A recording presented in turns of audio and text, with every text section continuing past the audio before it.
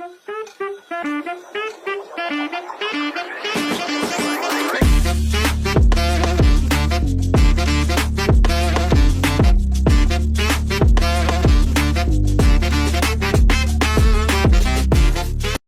Friends, welcome to my channel. ನಾನು ಇವತ್ತು mushroom ಮತ್ತು ಇದ್ಕಿದ ಅವರೆಕಾಳು ಹಾಕಿ ಮಸಾಲೆ ಸಾಂಬಾರು ಮಾಡ್ತಾಯಿದ್ದೀನಿ. ತುಂಬ ರುಚಿಯಾಗಿರುತ್ತೆ. ಈ ಥರ ಇದ್ಕಿದ ಅವರೆಬೇಳೆ ಹಾಕಿ ಸಾಂಬಾರು ಮಾಡೋದ್ರಿಂದ ತುಂಬ ರುಚಿಯಾಗಿರುತ್ತೆ. ಚಪಾತಿ, ದೋಸೆ, ಪೂರಿ, ರೈಸು, ಪರೋಟ ಎಲ್ಲದಕ್ಕೂ ಒಳ್ಳೆ ಕಾಂಬಿನೇಷನು.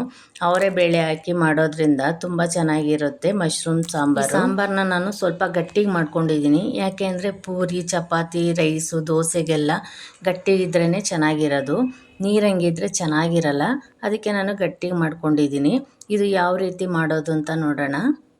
ನಾನು ಒಂದು 1/4 kg ಇದ್ಕಿದ ಅವರೆಬೇಳೆ ತೊಗೊಂಡಿದ್ದೀನಿ. 2 ಪ್ಯಾಕೆಟು ಮಶ್ರೂಮ್ ತೊಗೊಂಡು ಕಟ್ ಮಾಡಿ ತೊಳೆದಿಟ್ಕೊಂಡಿದ್ದೀನಿ. ನಾನೀಗ ಒಂದು ಪಾತ್ರೆ ಇಟ್ಕೊಂಡು ಅದಕ್ಕೊಂದು 2 ಸ್ಪೂನ್ ಎಣ್ಣೆ ಹಾಕ್ಕೊಳ್ತೀನಿ. ಒಗ್ಗರಣೆಗೆ ನಾನು ಒಂದು ಅರ್ಧ ಈರುಳ್ಳಿನ ಸಣ್ಣದಾಗಿ ಹೆಚ್ಚಿ ಹಾಕ್ಕೊಳ್ತಾ ಇದ್ದೀನಿ. ಈ ಈರುಳ್ಳಿನ 1 ನಿಮಿಷ ಫ್ರೈ ಮಾಡ್ಕೋಬೇಕು. ಇದು ಫ್ರೈ ಮಾಡ್ಕೊಳ್ತಿದ್ದಂಗೆ ನಾನು ಅವರೆಬೇಳೆ ಹಾಕ್ಕೊಳ್ತೀನಿ. ಅವರೆಬೇಳೆನೂ ಅಷ್ಟೇ ಹಸಿ ವಾಸನೆ ಹೋಗೋವರೆಗೂ ಇದನ್ನು ಅಷ್ಟೇ 1 ನಿಮಿಷ ಫ್ರೈ ಮಾಡ್ಕೋಬೇಕು. ಅವರೆಬೇಳೆನ ಫ್ರೈ ಮಾಡಿದಷ್ಟು ಹಸಿ ವಾಸನೆ ಹೋದಷ್ಟು ಚೆನ್ನಾಗಿರುತ್ತೆ.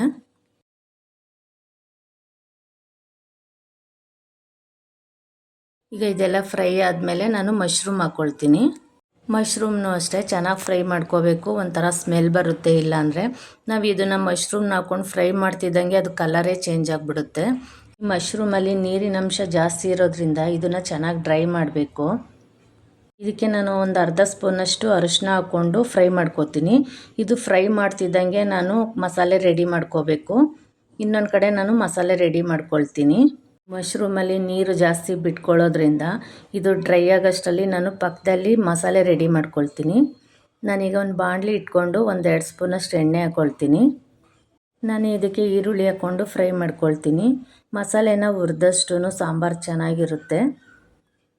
ಈರುಳ್ಳಿ ಅರ್ಧದಷ್ಟಾದರೂ ಫ್ರೈ ಆಗಬೇಕು. ಈಗ ಈರುಳ್ಳಿ ಎಲ್ಲ ಒಂದು ಅರ್ಧದಷ್ಟು ಫ್ರೈ ಆಗಿದೆ. ಈರುಳ್ಳಿ ಒಂದು ಅರ್ಧದಷ್ಟು ಫ್ರೈ ಆಗ್ತಿದ್ದಾಗೇ ನಾನೀಗ ಬೆಳ್ಳುಳ್ಳಿ ಹಾಕ್ಕೊಳ್ತೀನಿ. 1 ಗಡ್ಡೆಯಷ್ಟು ಬೆಳ್ಳುಳ್ಳಿ ಬಿಡಿಸಿ ಹಾಕ್ಕೊಂಡಿದ್ದೀನಿ. 1 ಇಂಚಷ್ಟು ಶುಂಠಿ. ಇವನ್ನೆಲ್ಲ ಚೆನ್ನಾಗಿ ಫ್ರೈ ಮಾಡ್ಕೋಬೇಕು. ಹಸಿ ವಾಸನೆವರೆಗೂ ಫ್ರೈ ಮಾಡ್ಕೋಬೇಕು. ಈಗ ಫ್ರೈ ಮಾಡ್ಕೊಂಡಾಗಿದೆ ಇದೆಲ್ಲ. ನಾನು ಇದಕ್ಕೆ ಒಂದು 3 ಸ್ಪೂನಷ್ಟು ಧನಿಯಾ ಪೌಡ್ರ್ ಹಾಕ್ಕೊಳ್ತೀನಿ. ನಾವು ಸಾಂಬಾರು ಎಷ್ಟು ಮಾಡ್ತೀವೋ ಅದ್ರ ಮೇಲೆ ಡಿಪೆಂಡು ಧನಿಯಾ ಪೌಡ್ರು. ನಾನು 3 ಸ್ಪೂನ್ ಹಾಕ್ಕೊಂಡಿದ್ದೀನಿ. ಒಣಮೆಣ್ಸಿನ ಪೌಡ್ರು 1.5 ಸ್ಪೂನ್ ಹಾಕ್ಕೊಂಡಿದ್ದೀನಿ. ಇದನ್ನು ಅಷ್ಟೇ ಜಾಸ್ತಿ ಏನು ಫ್ರೈ ಮಾಡೋಂಗಿಲ್ಲ. ಅದೇ ಬಿಸಿಗೆ ಫ್ರೈ ಆಗುತ್ತೆ. ಇದನ್ನು ಆರಿದ್ಮೇಲೆ ನಾವು ಮಿಕ್ಸಿ ಮಾಡ್ಕೋಬೇಕು. ಈ ಮಸಾಲೆನ ಬಿಸಿನಲ್ಲೇ ಮಿಕ್ಸಿ ಮಾಡಿಕೊಂಡ್ರೆ ಟೇಸ್ಟೇ ಹೋಗ್ಬಿಡುತ್ತೆ. ಅದಕ್ಕೆ ನಾನು ಇದನ್ನು ಆರಕ್ಕಿಟ್ಟು ಈಗ ಮಿಕ್ಸಿ ಮಾಡ್ಕೊಳ್ತಿದ್ದೀನಿ. ಈಗ ಆರಿದೆ. ಈಗ ಮಿಕ್ಸಿ ಮಾಡ್ಕೊಳ್ತೀನಿ. ನಾನು ಆ ಕಡೆ ಮಶ್ರೂಮು ಮತ್ತು ಇದ್ಕಿದ ಬೇಳೆನ ಫ್ರೈ ಮಾಡೋಕ್ಕಿಟ್ಟಿದ್ನಲ್ಲ, ಈಗ ಅದೆಲ್ಲ ಫ್ರೈ ಆಗಿದೆ. ಈ ಮಸಾಲೆ ಹಾಕ್ಕೊಂಡು ಒಂದು ನಿಮಿಷ ಫ್ರೈ ಮಾಡ್ಕೊತೀನಿ. ಮಶ್ರೂಮಲ್ಲಿ ನೀರು ಬಿಟ್ಕೊಂಡಿರೋದೆಲ್ಲ ಡ್ರೈ ಆಗಿದೆ. ಈಗ ಮಸಾಲೆ ಹಾಕ್ಕೊಂಡು ಸ್ವಲ್ಪ ಫ್ರೈ ಮಾಡ್ಕೊತೀನಿ.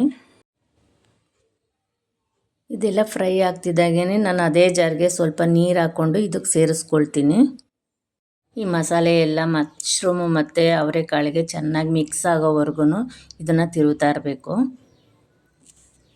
ಈಗ ಅದೇ ಜಾರಿನ ನೀರನ್ನ ಇದಕ್ಕೆ ಸ್ವಲ್ಪ ಹಾಕ್ಕೊಂಡು ಕುದಿಯೋಕ್ಕೆ ಬಿಡ್ತೀನಿ. ನಾನು ಇದಕ್ಕೆ ರುಚಿಗೆ ತಕ್ಕಷ್ಟು ಉಪ್ಪು ಹಾಕ್ಕೊಂಡು ಕುದಿಯೋಕ್ಕೆ ಇಡ್ತೀನಿ ಮುಚ್ಚಳ ಹಾಕಿ. ನಾವು ಇದಕ್ಕೆ ಇನ್ನೂ ಒಂದು ಮಸಾಲೆ ರೆಡಿ ಮಾಡ್ಕೋಬೇಕು. ಅಷ್ಟರಲ್ಲಿ ಇದು ಚೆನ್ನಾಗಿ ಬೇಯ್ತಾ ಇರಲಿ. ಅಷ್ಟರಲ್ಲಿ ಮಸಾಲೆ ರೆಡಿ ಮಾಡ್ಕೊಳ್ಳೋಣ. ಇದಕ್ಕೆ ಮುಚ್ಚಳ ಮುಚ್ಚಿ ಇದನ್ನು ಬೇಯಕ್ಕೆ ಬಿಡ್ತೀನಿ. ಲೋ ಫ್ಲೇಮಲ್ಲೇ ಇಟ್ಟು ಬೇಯಕ್ಕೆ ಬಿಡಬೇಕು. ನಾನು ಈಗ ಮಸಾಲೆ ರುಬ್ಬಿದ ಜಾರ್ಗೆ ತೆಂಗಿನಕಾಯಿ ಹಾಕ್ಕೊಳ್ತಿದ್ದೀನಿ. 2 ಸ್ಪೂನಷ್ಟು ಗಸಗಸೆ. ನಾನು ಒಂದು 5 ಲವಂಗ ಹಾಕ್ಕೊಳ್ತೀನಿ. 1 ಇಂಚು ಚಕ್ಕೆ. ನಾನು 1 ಟೊಮೊಟೊ ಹಾಕ್ಕೊಳ್ತೀನಿ. ಕೊತ್ತಂಬರಿ ಸೊಪ್ಪು. ಇದು ಗ್ರೈಂಡ್ ಮಾಡ್ಕೋಬೇಕು. ಈಗ ಗ್ರೈಂಡ್ ಮಾಡ್ಕೊಂಡಿದ್ದೀನಿ. ಈಗ ನೋಡಿ ಈ ಮಸಾಲೆ ಎಲ್ಲ ಚೆನ್ನಾಗಿ ಬೆಂದಿದೆ. ಇದಕ್ಕೆ ನಾನು ಒಂದು ಆಲೂಗಡ್ಡೆನ ಕಟ್ ಮಾಡಿ ಹಾಕ್ಕೊಳ್ತಿದ್ದೀನಿ.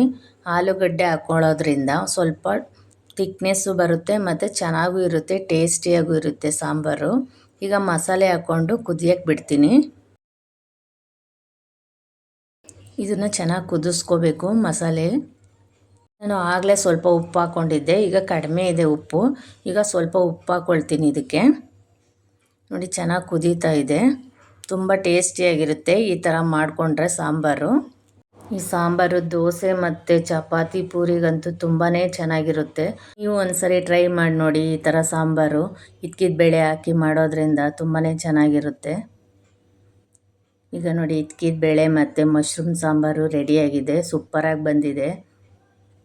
ನಾವು ಮಸಾಲೆ ಎಲ್ಲ ಹುರಿದು ಮಾಡೋದ್ರಿಂದ ತುಂಬ ಟೇಸ್ಟಿಯಾಗಿರುತ್ತೆ. ಈ ಮಶ್ರೂಮ್ ಸಾಂಬಾರನ್ನ ನಾನು ದೋಸೆಗೆ ಅಂತ ಮಾಡಿದ್ದು, ತುಂಬ ಟೇಸ್ಟಿಯಾಗಿತ್ತು, ಅನ್ನಕ್ಕೂ ತುಂಬ ಚೆನ್ನಾಗಿತ್ತು.